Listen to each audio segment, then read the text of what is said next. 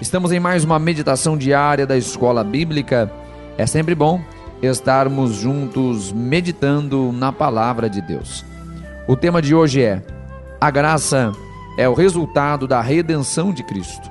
A leitura está na Epístola aos Romanos, capítulo 3, versículo 24. E sendo justificados gratuitamente pela sua graça, pela redenção que há em Cristo Jesus.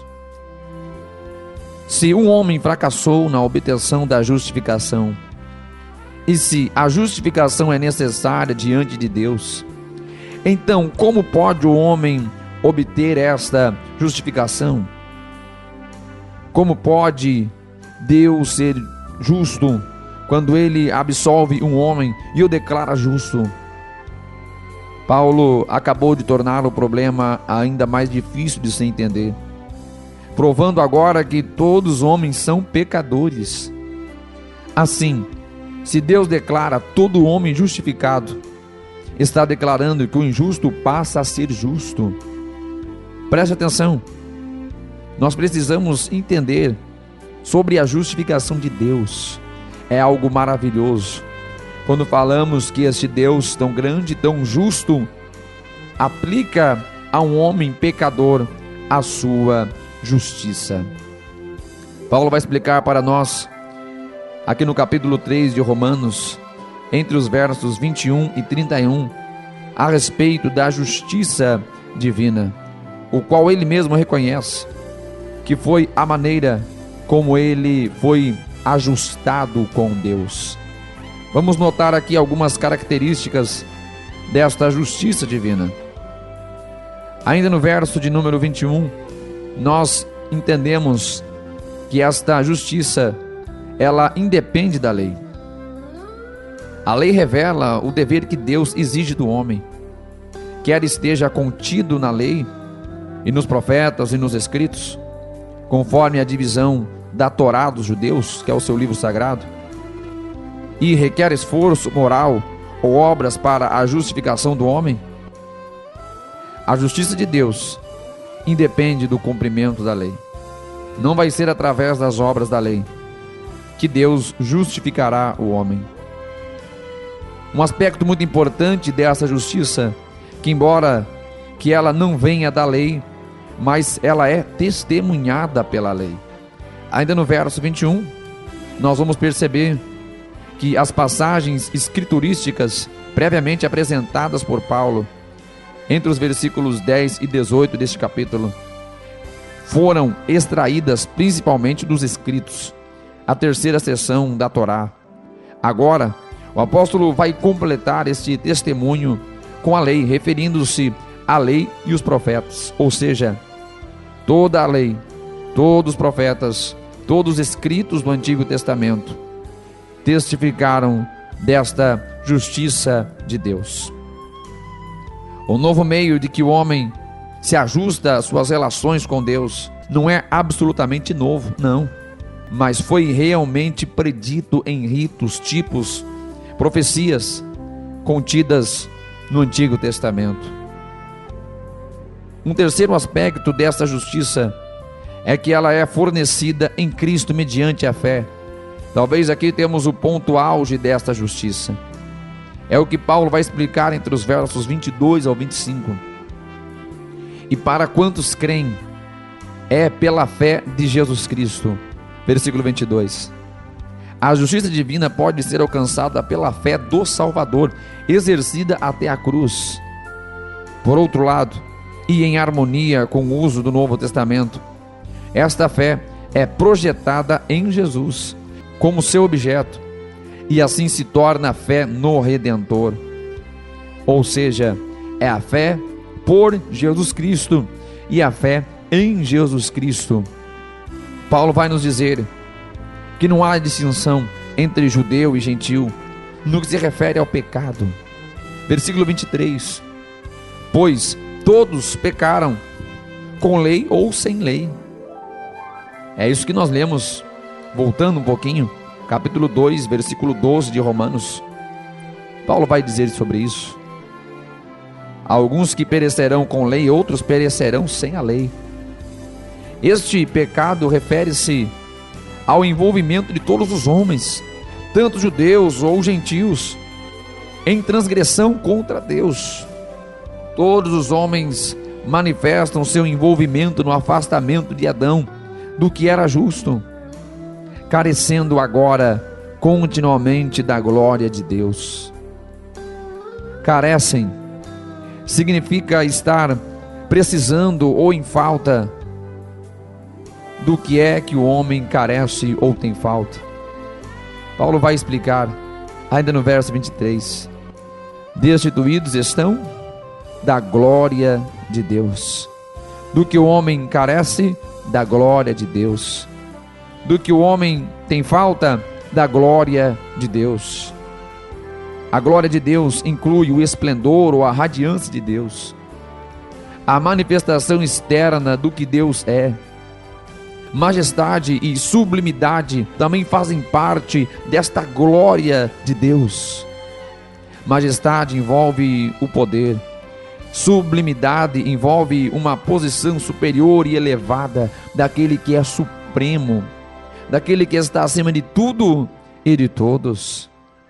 A glória de Deus, todavia, não é apenas para ser vista por aqueles que creem, conforme o Evangelho de João, capítulo 11, versículo 40, mas é também, acima de tudo, para ser aceita e fazer parte daqueles que creem, conforme a segunda epístola aos Coríntios, capítulo 3, versículo 18, e a qual é também o seu destino, conforme a primeira epístola aos Tessalonicenses, capítulo 2, versículo 12.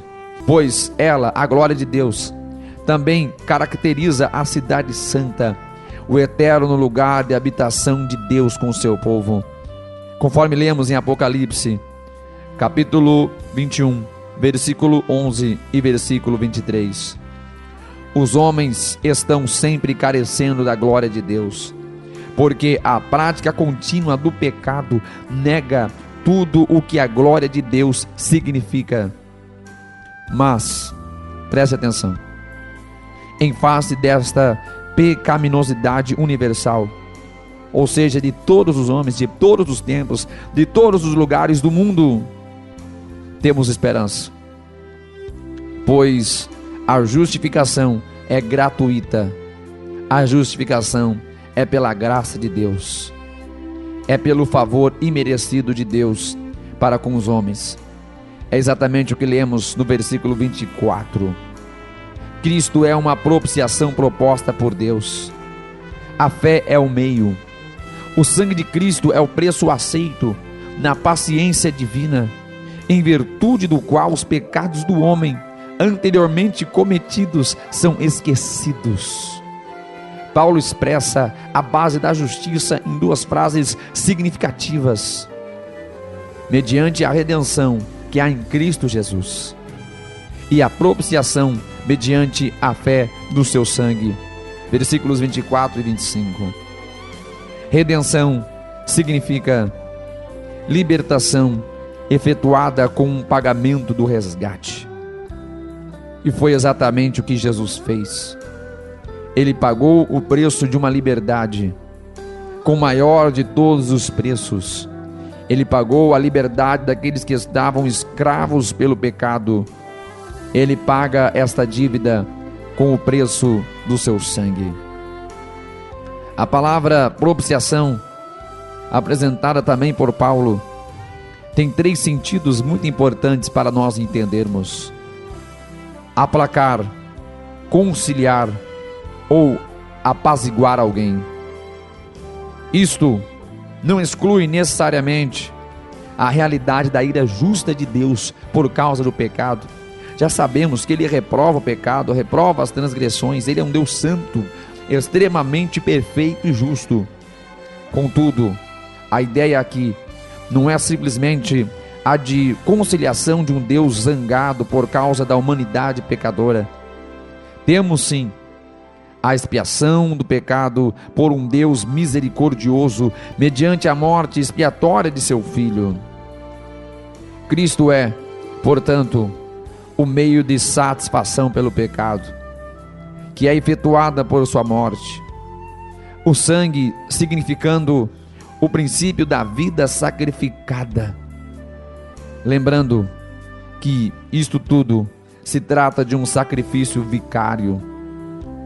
Ou seja, ele nos substituiu, ele ocupou o nosso lugar, ele pagou uma dívida que era nossa, que nós nunca poderíamos pagar, nunca teríamos condições de pagar esta dívida. Cristo é o sacrifício aceito por Deus em nosso lugar. A justificação, também apresentada pelo apóstolo Paulo, em tais bases, nada tem a ver com o esforço moral do homem, nem com o seu mérito espiritual. Não é algo que se alcança pela nossa própria capacidade, pela nossa força, pela nossa inteligência, pelos nossos próprios méritos, de maneira alguma. Esta justificação é concedida gratuitamente por sua graça. Por justificados, entendemos que somos declarados não culpados. Quando na corte o juiz declara inocente ao acusado, eliminam-se todos os cargos da ata, caem por terra todas as acusações, caem por terra todas as penas. E aqui nós estamos falando de fato de alguém que devia, não é alguém que foi a juízo sem dever e foi comprovado sua inocência. Não, não é isto. Justificação de Deus é alguém que chega ao tribunal sendo culpado, sendo devedor, e ali diante da presença do justo juiz recebe a declaração de justo, recebe a sentença de justiça. Em outras palavras, somos declarados inocentes em troca de nada, sem preço, simplesmente em virtude do amor imerecido de Deus para com os pecadores. Mas algo é importante a gente ressaltar: tudo isso a gente recebe de graça, não se paga nada, é impossível pagar. Já falei, a dívida era muito alta e este amor é muito maior ainda. Contudo, isto que se recebe de graça não foi de graça. Jesus pagou o preço, Jesus pagou a dívida. Tetelestai, tudo está pago. O que a gente recebe de graça não foi de graça. Que nesta oportunidade você possa refletir sobre o amor de Deus na tua vida, entender que houve uma redenção, um preço que foi pago para se readquirir, que possamos entender que o sangue dele é a propiciação dos nossos pecados, é aquele que nos conciliou com o nosso Deus, que apaziguou a ira da justiça divina. Cristo é a satisfação deste preço diante do Pai, e que tudo isso recebemos de graça. Que possamos entender o valor do sangue de Jesus, recebendo neste momento o perdão dos nossos pecados, pelo amor demonstrado na cruz do Calvário. Receba hoje na sua vida Jesus Cristo como seu Salvador. Ou você que está afastado do Evangelho, volte hoje para a presença do Pai. Cristo te recebe, Cristo te aceita novamente. O amor de Deus ainda está sobre a sua vida, e o sangue de Cristo ainda é eficaz para perdoar os nossos pecados. Que Deus o abençoe. Esta foi mais uma meditação dentro do programa A Voz da Libertação.